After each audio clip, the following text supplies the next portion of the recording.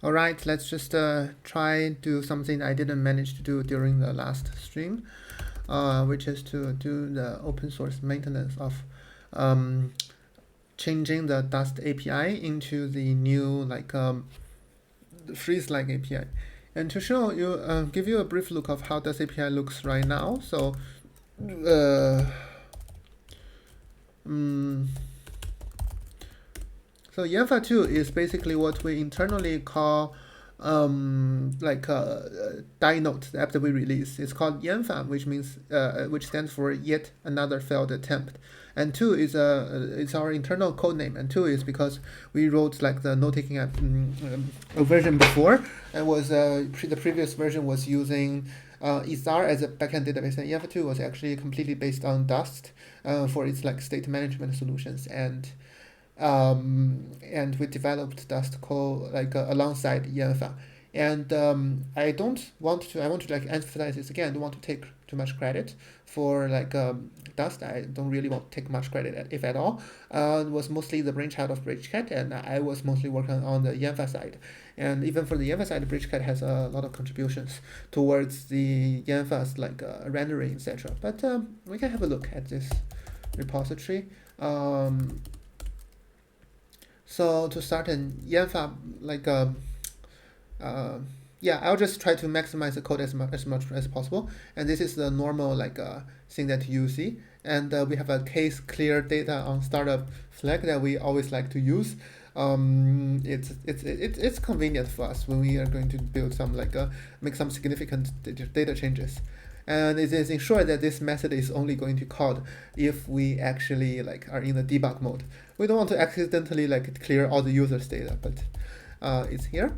And so to start Qinhuai, okay. So back then, the Dust project is still named Qinhuai, but it's basically a river where Bridget and I were from. We were from Nanjing, a city in China, and we are now all abroad, but in the Western world. And we wanted to name it Qinhuai because we love the city Nanjing, and Isar was named after a river of the city where the author was from, so we figured it would be cool to name it Qinhuai. But we talked to many other friends, and especially Western friends, and we realized that they couldn't really pronounce the name Qinhuai, so and it ended up being something like Qinhuai, or it's very hard for everyone to remember. So we just decided, okay, why not? Let's just call it Dust. And with this, let me see if I could try to close this. It's a pretty typical Flutter setup where you get the documents directory, and this is from the pass provider package.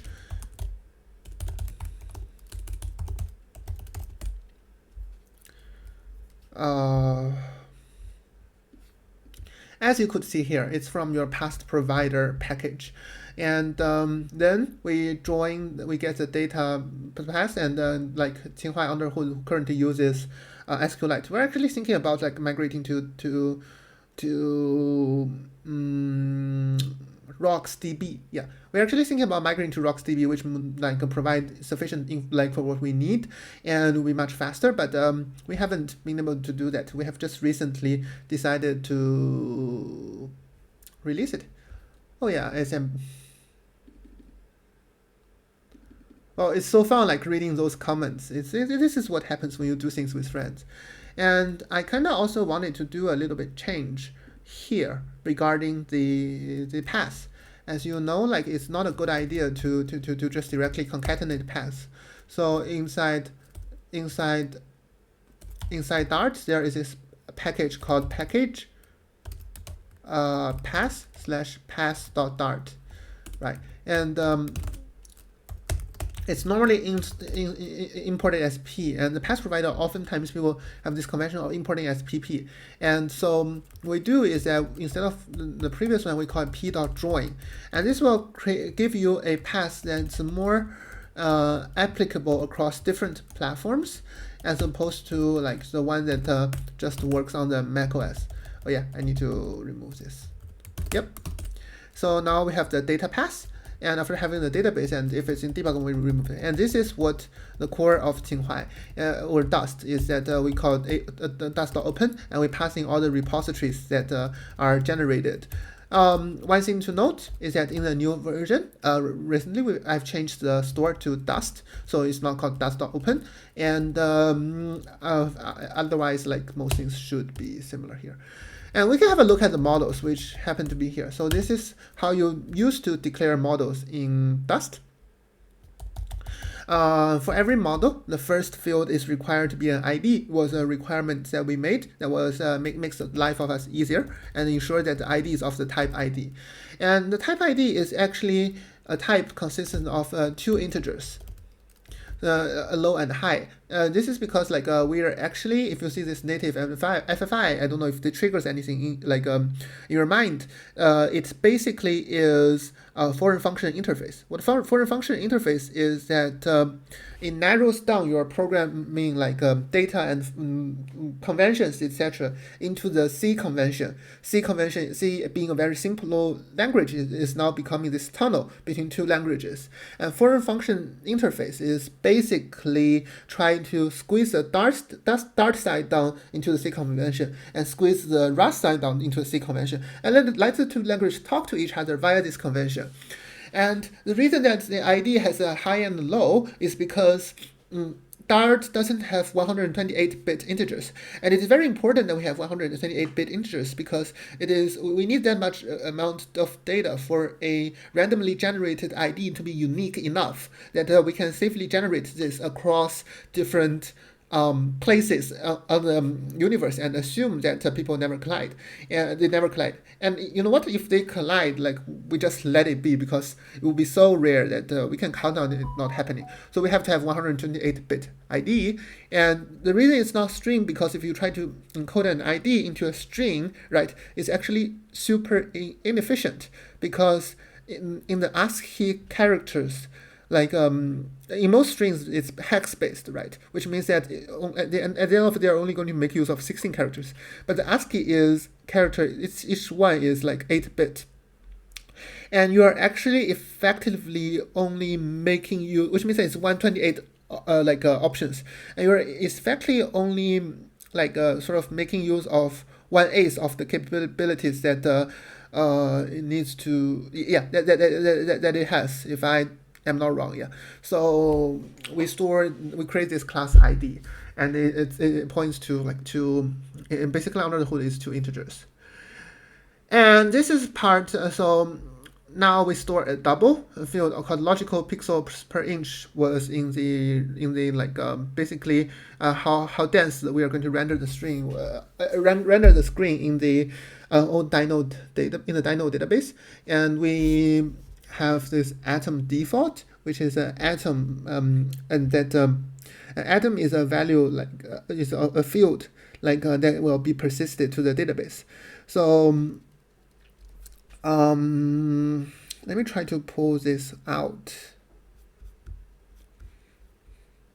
We'll see. I'll talk about this later, but what an atom does is that it's a field that will be able to persist to the database that's somehow linked to the ID. And Dart, Dust, sort of takes care of each individual field on a sense. And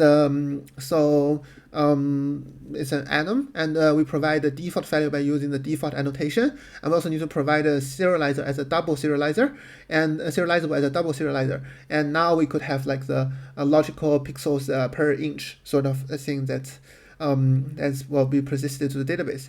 And if we actually do this, and you realize that it's also implements observable mutable, which means that you'll be able to listen to the changes of this model, this logical pixels per inch. And the rest should be similar to if you actually look through them. And in the last we have at global annotation. This annotation, what it means, I forgot. I never used it before. I should probably ask Bridgecat what he meant when he wrote this. But so you have preferences get instance, and you will have an auto and an instance ID. And the instance ID is actually a constant that that we set, because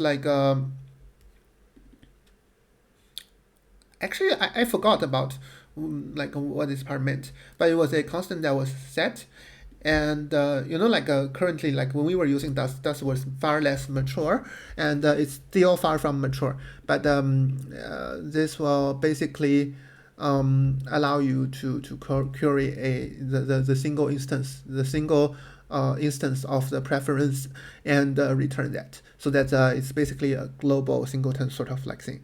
So this is how the old API looks like. But as you can see, it's a lot of boilerplate, and yeah, it's a lot of boilerplate, and that's also the reason why we would like to have wait one sec. Let me just show something else. Say that we have a PDF doc, right? So you want to store the hash of the document, the name of the document, and the pages of the document. And when you create this PDF doc, yeah, you call this create function, and you need to call redirect it to the repository.create, etc. And it's just like a lot of trouble in trying to get things right. So yeah, so we figured that it would be much better if we actually change this to a freeze-like data structure, so that it looks like a much neater. And here is actually a rewrite in the freezed version. Oh no, this is yeah. So inside the generator and inside the example, this is a template that I created to play around with. And this is how you are supposed to create a model in a new like API. As you can see, it's much cleaner. So you create a to-do with to-do, and then you declare the string title, the string description, and the bool completed. And then you redirect this to the child constructor. And inside this, we declare like what to-do needs to have, and by creating this mixing in the super sort of class. And then in the child class, we implement this by using like and provide concrete implementations of the use case of the mixing that we declared.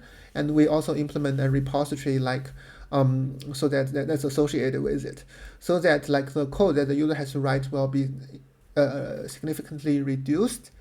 And we also have to look at in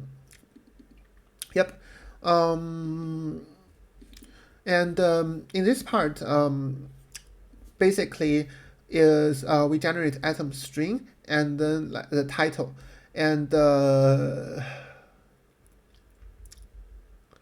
my idea initially was that we add a $ postfix to the atoms that we generated, and we provide convenient getters and setters for those values. And so the idea was that when you want to just to get the value, you don't have to call this get null, which like can be annoying. Like it will make your code much longer and less readable. But January and I strongly disagreed, and he thought that forcing users to use this title and not generate those two lines will make like the user remind the user of calling get, and get has a required parameter inside here, which is an optional observer. If you pass in the observer, the observer would be able to observe the changes of this field. Hence the reactivity of the Dart, which is a concept closely connected to the state management. And he believes that by forcing user to call this way, we are being very opinionated, and we can like prevent users from accidentally forgetting to pass in the observer or like call the title, and without getting any observability. And I agree with that. So if we actually look at the annotations.dart, as I hope we have a model class somewhere. Yes, we do. Let me just close this. So we have a model here, and we we have a model here, and I created this field called generate forwarding. It probably isn't a very good name, but basically if you enable this will generate a forward like the convenient getters and setters for the models. And if you disable this, it will probably won't generate those things.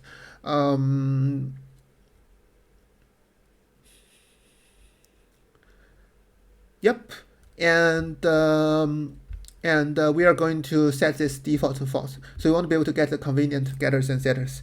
This part, however, has not been implemented yet, and I still need to sort of like understand how the freezed API works here.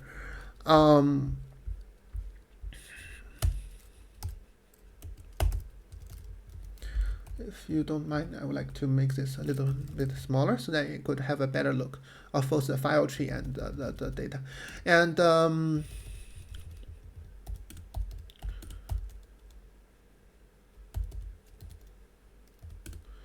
builders, yep, that's working fine. And the model repository builder is where like all the code generation and parsing happens. Serializable generator, emit serializer. I forgot which part this is about. Oh yeah, I think it was because when General wanted to implement the automatic serializer thing, but it didn't end up getting.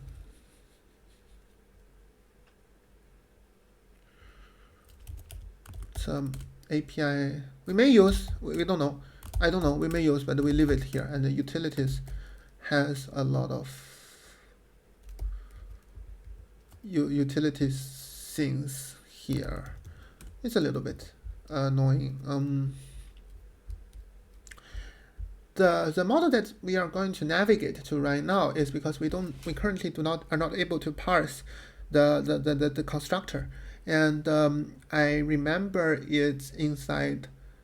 So this is the convert field, and we basically try to convert the type of the this is a parameter element, and we want to know where it calls this.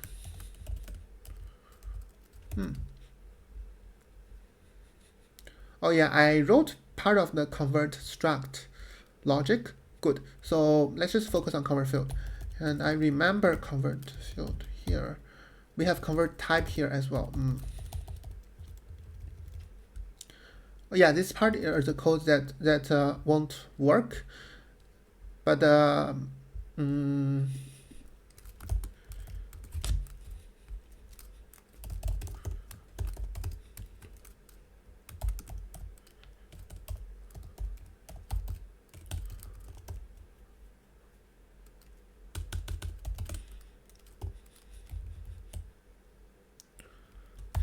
nodes.md. I'll just create a temporary nodes here, and remove this. Move this to the temporary nodes. Wait. Oh yeah, okay. This is a very long function, so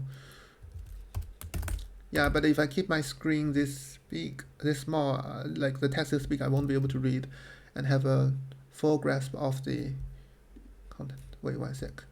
All right, but I already copied that, and I'm going to paste it here. Okay, good. And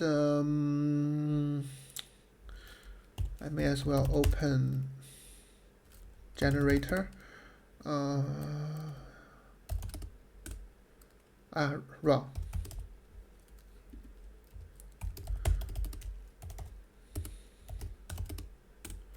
Okay, good. So I have like a Typora instance of this open down that I could refer to while looking at the code above. Good. So now let's go to model repository. And our idea is to convert a Dart type into a field type that we declared. It's going to be tough.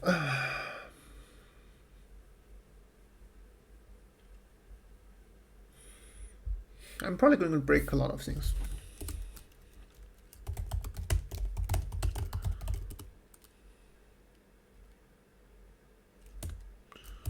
Resolve raw type element.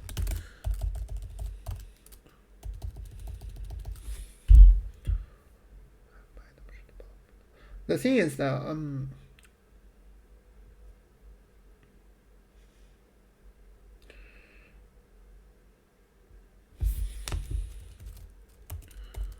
I wanted to change my line width to 120, 180, but I don't know how to fix that with my Vim configuration. 120, but I don't know how to fix that with my Vim configuration yet. Resolve. Looks really complicated.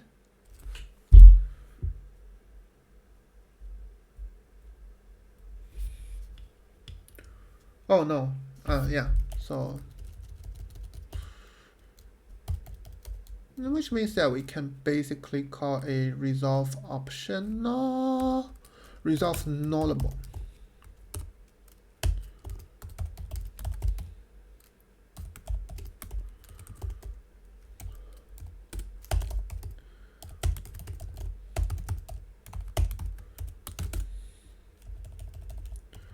No, actually we can just have this.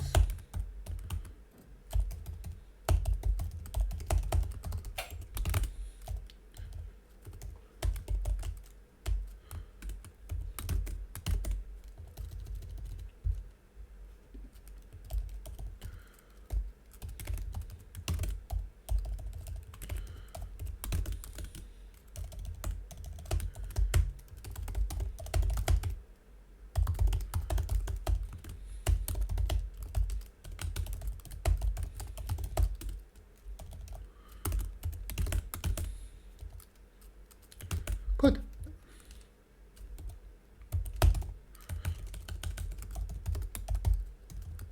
I think this is a much better name than nullable.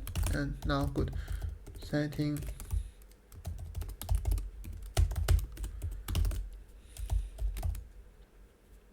nice. And now resolve allow nullable so that this won't break any code. And yep.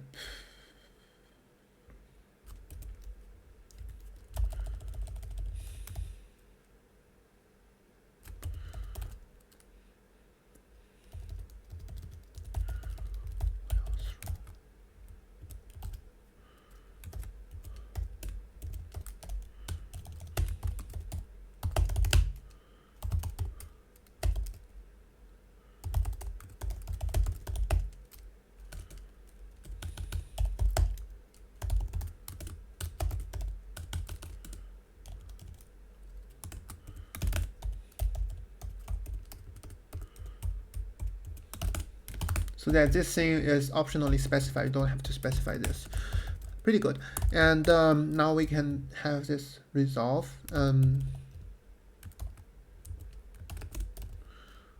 Will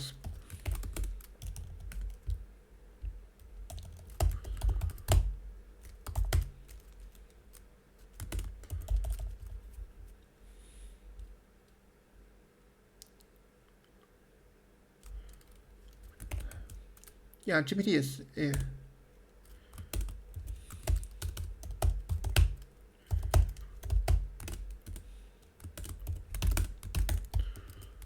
right. I feel like this is a much clearer documentation than what this function does. And now we will have the type of the Dart type that's being passed. Yeah, and that is the parent type of the element, as I assume.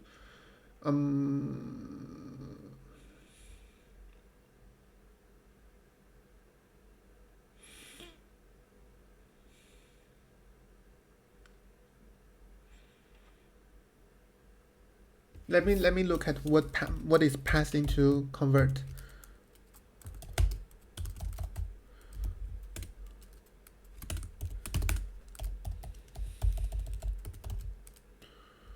I hate it. This file is also a bit too crowded. We need to migrate it to different files. Okay, type element. Okay, so it's passed in the parameters type.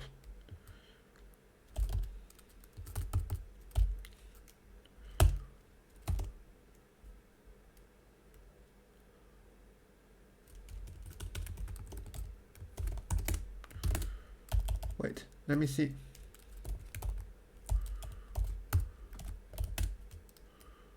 If why don't we just pass in the parameter itself?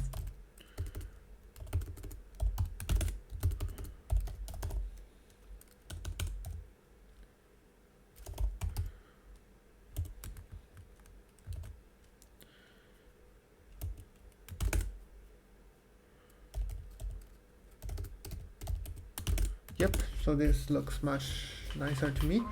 And let me see if this function is used elsewhere than this. Okay, good, perfect. parameter type now nullable.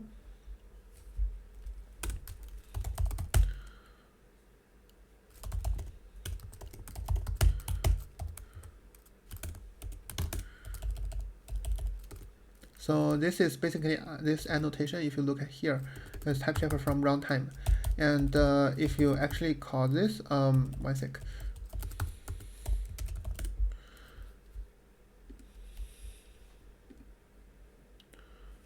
Creates a type checker on the runtime, and it will have a lot of returns the annotating constants, which are Dart objects. So this is basically what this type checker does, and it will basically help us get the constraints of this field.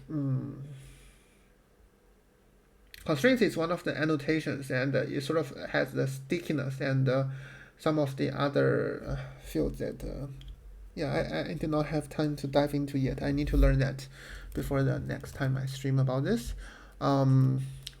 Stickiness and acyclic. Let me look at what they mean.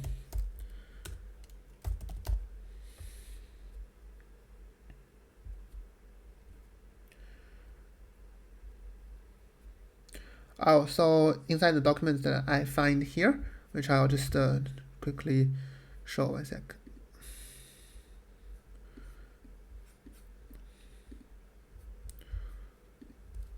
So inside the documentation that I find here, if we look at stickiness, you can declare scenario nodes edges to be sticky. Once declared, sticky nodes can never have their label changed. Any violation will cause the nodes to be deleted. Once created, sticky nodes and edges can never a source or label changed. Any violation will node. Once was sticky, remains stuck to the node, and or the node is completely erased. Ooh, okay. Yeah, because like in Dart, a model is essentially a node, and all the fields are basically like things that sort of like get connected to the model, which are also kind of nodes. So I now understand how this stickiness works. Then what about acyclic? Okay, that wasn't mentioned in the documentation. I'll check with BridgeCat later on. But constraints. Should I try to modify the constraints here though? It looks not. I don't know, like which kind of like API looks better to you. So it's at sticky.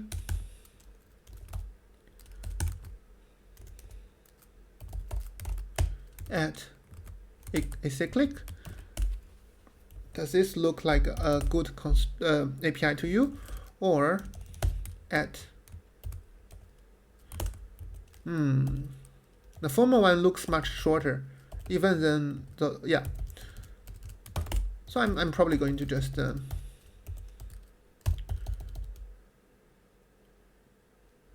yeah, it's mostly going to be associated with the code generation, and since I'm modifying that, it's okay. So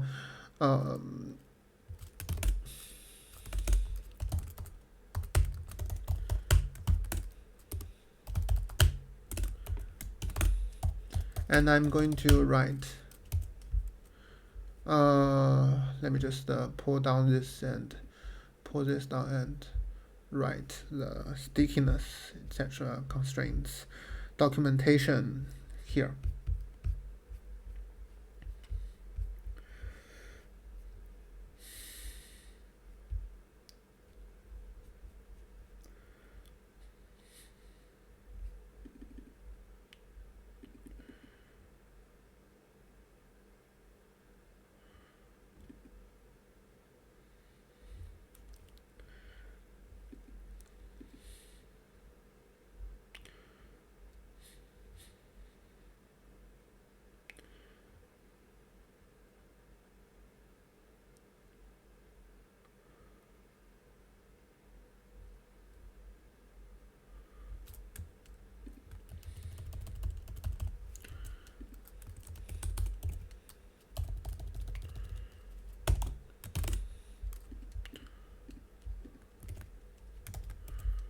Uh,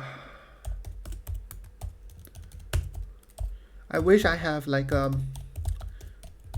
auto wrapping thing enabled in Vim. It was enabled previously, but somehow like when I like previously I always had like Vim issues with Flutter, and as a Flutter developer, that's not really acceptable because you don't want because like the Vim will like say that complain like after I open Vim, it will complain to me that my Mac is out of memory like very quickly, and it will say that somehow like 60-70 gigabytes of RAM were used, and I'm a student and I don't have like money to afford any like big fancy machines, and my Mac only has like 16 gigabytes of RAM, so like that was just an issue that couldn't resolve, and I think there was a memory leak somewhere. But when I opened Activity Monitor, I couldn't even find where like the memory leaking was from, and I don't think I was sophisticated enough to debug that issue back then. So I basically quit Vim and started my tour around different editors, including the Helix editor and VS Code and IntelliJ IDEA. But none like worked as nicely as Vim for me. Besides, if had Vim like not have this issue, so I ended up just giving Vim like a try every once in a while, and surprisingly like this time when I tried it, like the memory leaking issue seemed to be fixed, and I'm very happy that I'm able to use back Vim, as it is just so much nicer editor than all the other editors that I've ever used. Your mileage may vary regarding Vim, but for me it works now, and I do enjoy it. And I use Astro NVim, which is a NVim distribution that has a lot of fancy features and prevents me from like having to set up a lot of complicated stuff, and I do enjoy it. And if you are new to Vim, I highly suggest that you basically try to set up a Vim distribution sort of thing yourself. And yep, you just learn from online. There are many resources that you can learn about that. But after like you get used to it, like sometimes it's just much easier to use some other like people's setup, and they work decent. And sticky, cyclic. I think the other constraint was called cyclic. Yeah, acyclic.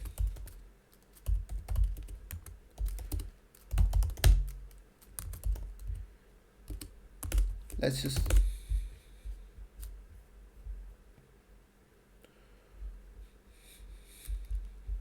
all right. Now the documentation for this, and you will provide like a much nicer API. Transient. Transient is field that we don't need. Previously, like if you create a model, it's impossible for you to store some runtime only like fields. But now with transient, you can sort of specify, okay, this field is runtime only, and we're going to skip it for the like for code generation purposes. But now that the entire Tsinghua is using the freeze structure, if you declare a variable inside the body of the freeze as opposed to in the constructor, it will automatically be transient. So we won't be needing like a transient field anymore. Where do we have link? Okay, we don't have link. We need to have a link somewhere, as well as a backlink.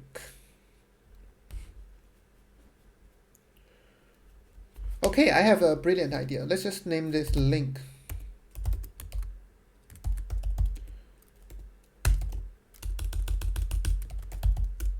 The nice thing about maintaining like a very early stage project is that you can do breaking change as much as you like.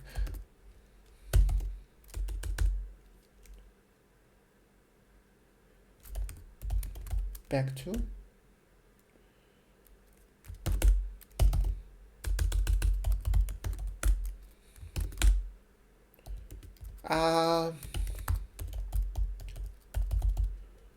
okay, good. I don't know why it was so slow, but whatever. So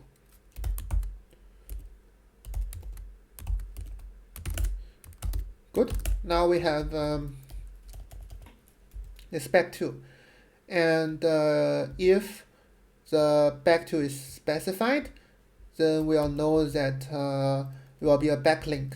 And if back2 is not specified, then it's a link. How good is that? So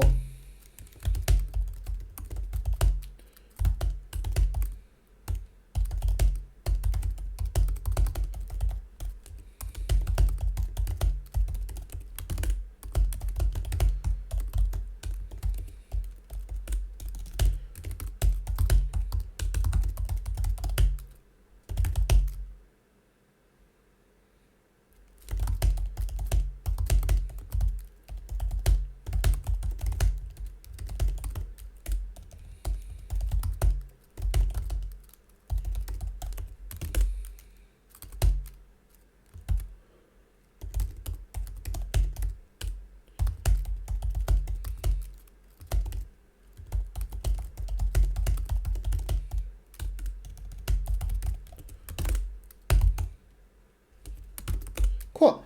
And then I think option, we have a link option and a link. Okay, so I cannot really call it a link because it's basically going to collide with a name. So I need to change the annotations.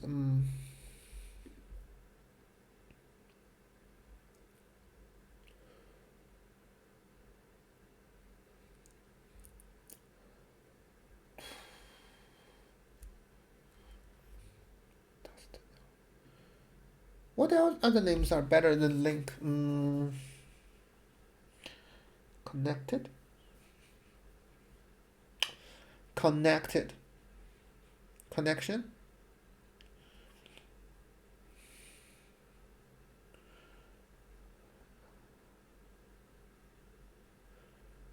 Link.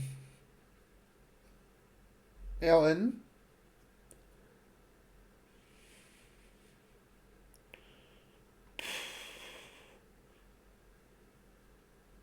This is a very hard question, you know. As they say, there are only two hard questions in computer science.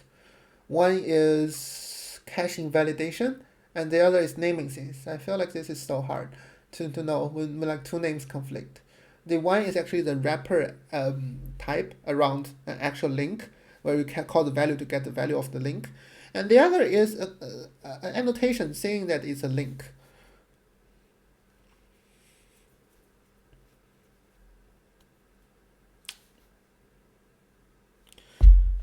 This is super, super, super hard.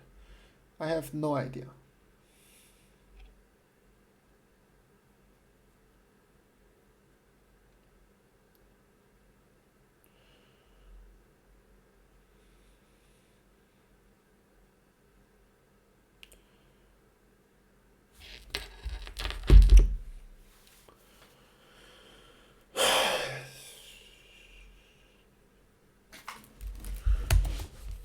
I'll just call this LN. It's going to be shorter.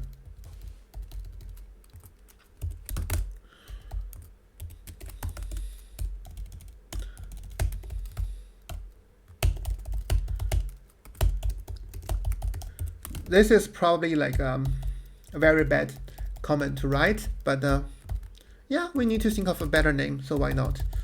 So now we can specify that. Good. And let's remove the dust. DFT. Serializer.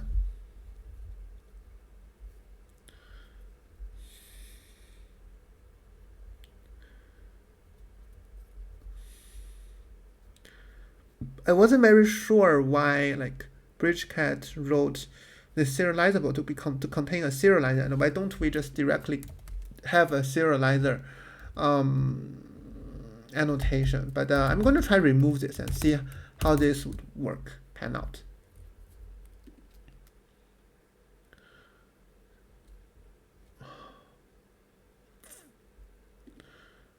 The thing with serializer is that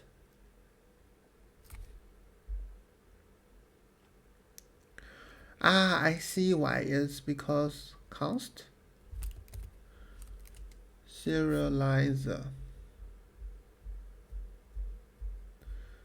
Can you declare this as a const function though if you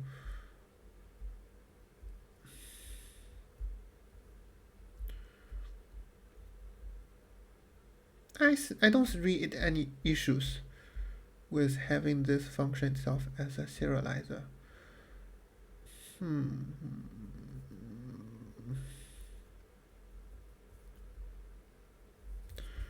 It's const as well.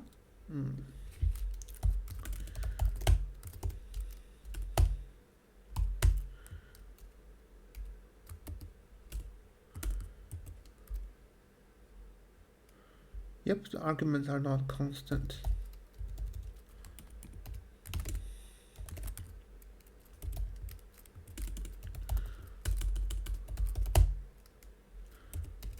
But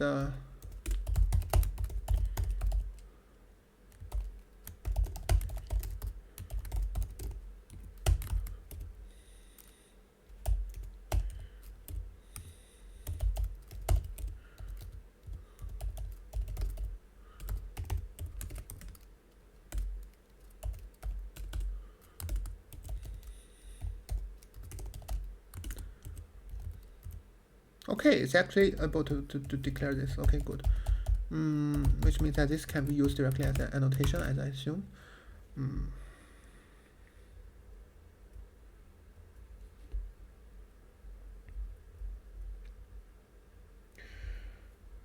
And it would hopefully be const as well, because otherwise you won't be able to use it in an annotation. Yep, sounds reasonable to me. So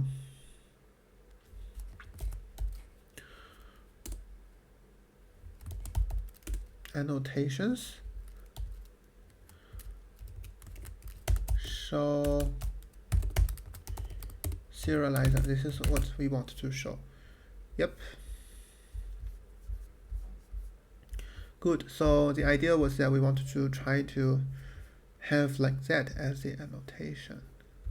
The model annotation, the default annotation, the link. Now let's just make it global.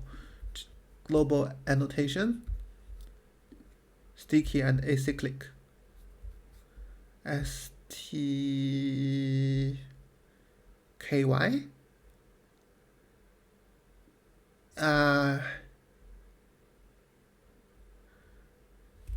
Nah, we cannot really make them shorter, but I wish we could have some level of consistency of the naming, but whatever. All right, so we can hop back into this here now. So we don't have constraints, and k constraints, k sticky.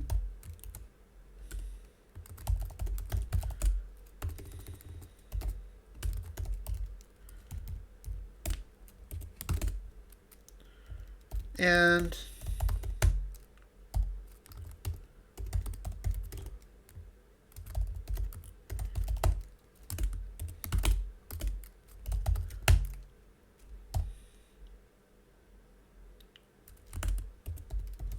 default already have k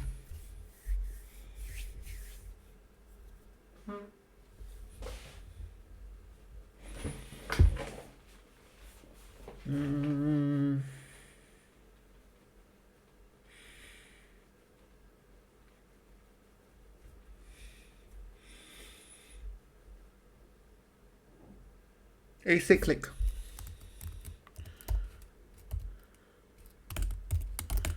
All right, sub annotations.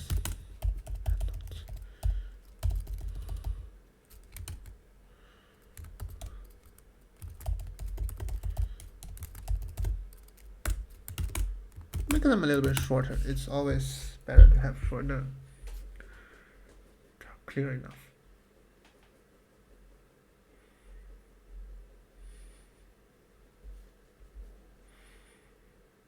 The namings are not consistent, right? Global, default, async.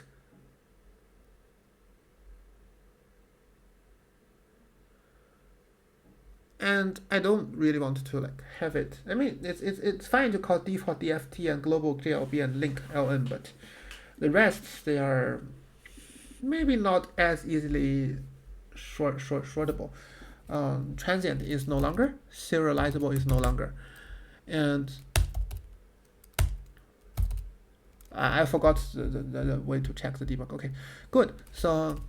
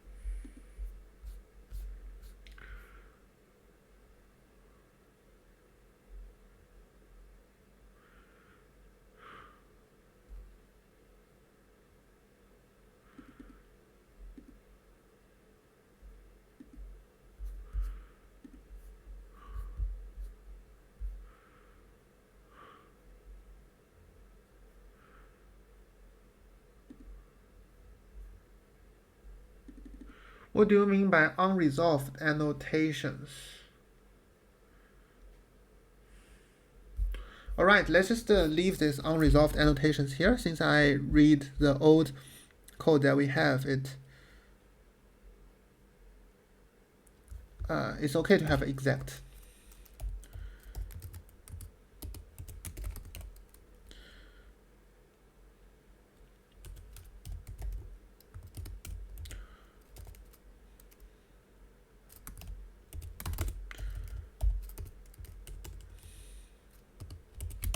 Yep, I think it doesn't matter. Final acyclic.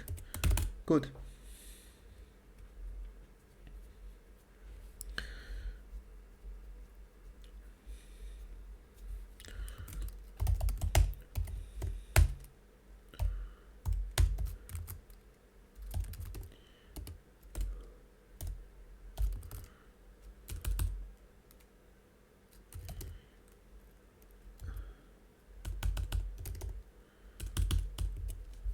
Let me have a look. Annotations, okay.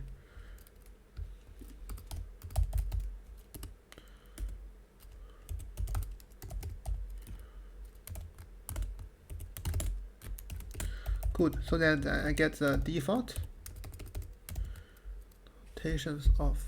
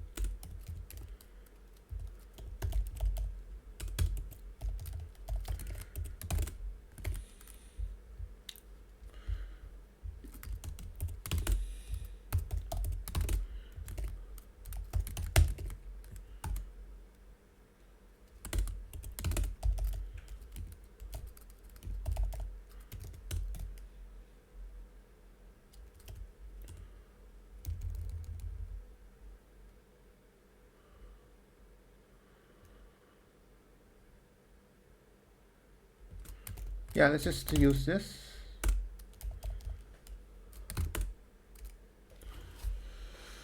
Good.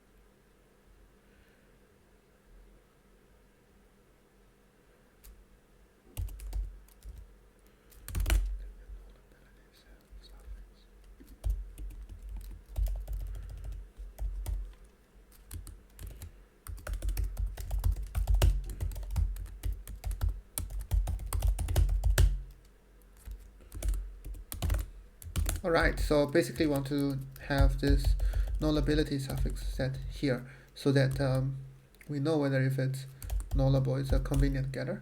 And why not just refactor out that? Okay, good.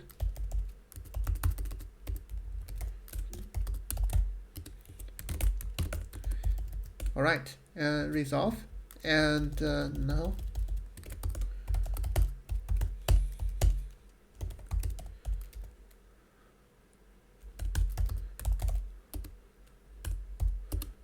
right, this is good. And I also want to jump into here and to see how many star.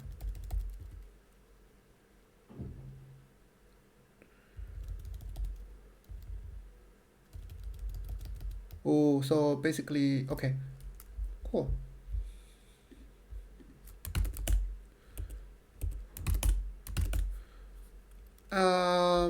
It's nullable.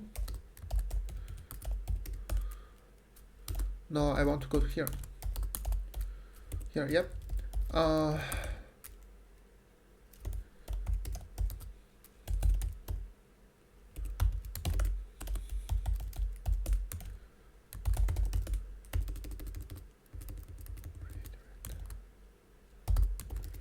Okay.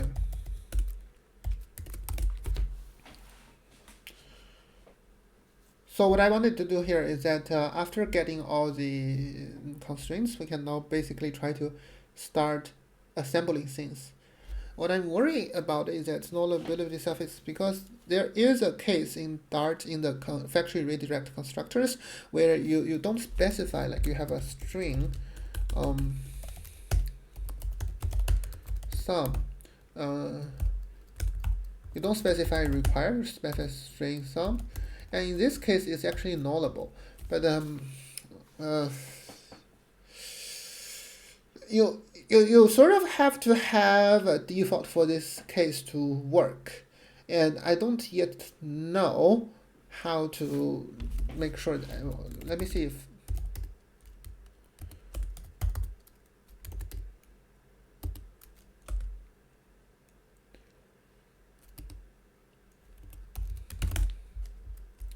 all right.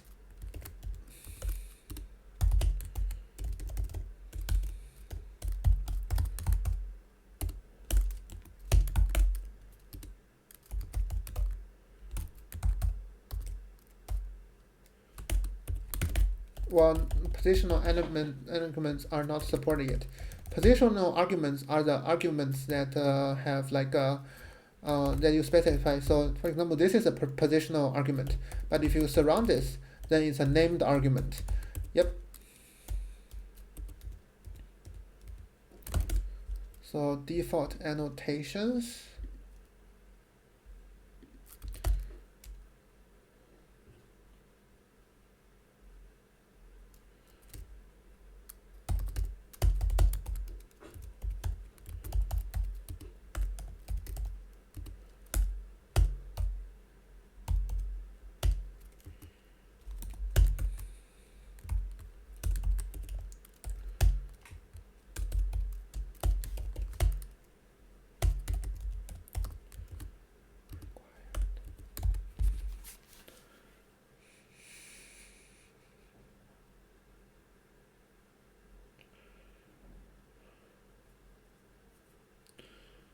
Yep.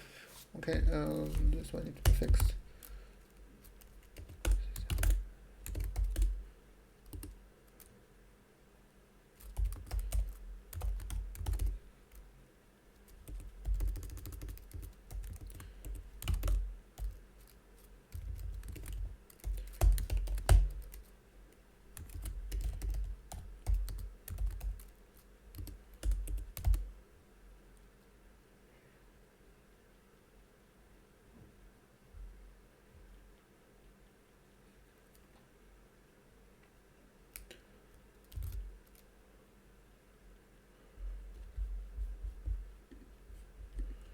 Nope. So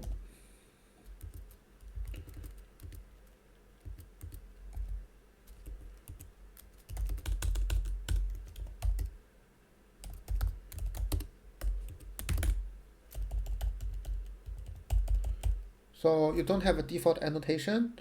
Your element is still required, but your element, you okay. You don't have a default annotation. Your element is not required, but your element is not nullable. Okay, good. Yep.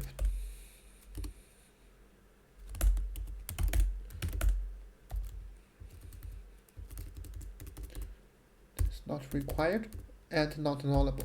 Good. This is very good documentation provided by GPT. And all right, so these are some precondition checks.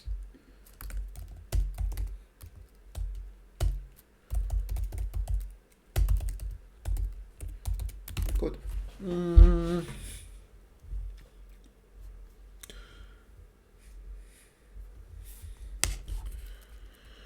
And also want to link.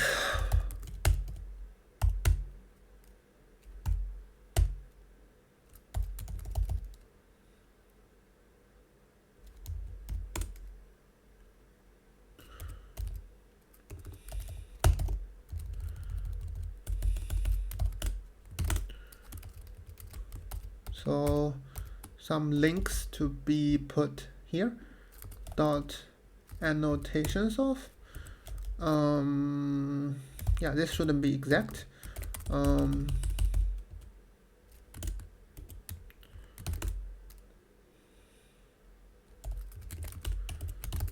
Link annotes. I mean, probably we need to refactor the code later on. It's a little bit messy right now.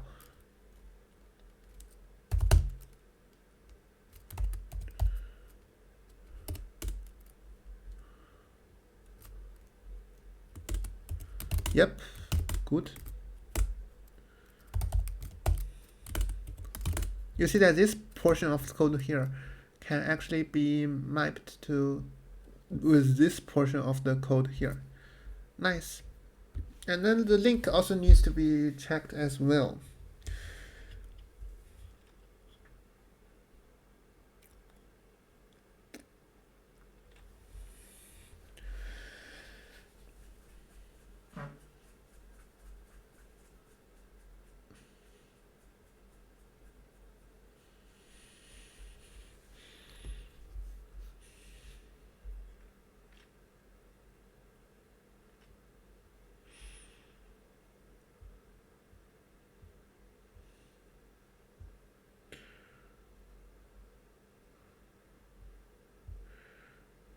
So now we need to look at the type, which is a type that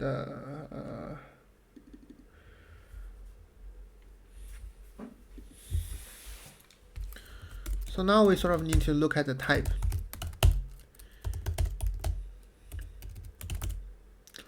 All right, I'll just close the stream for now, and I think we can leave it for the next time.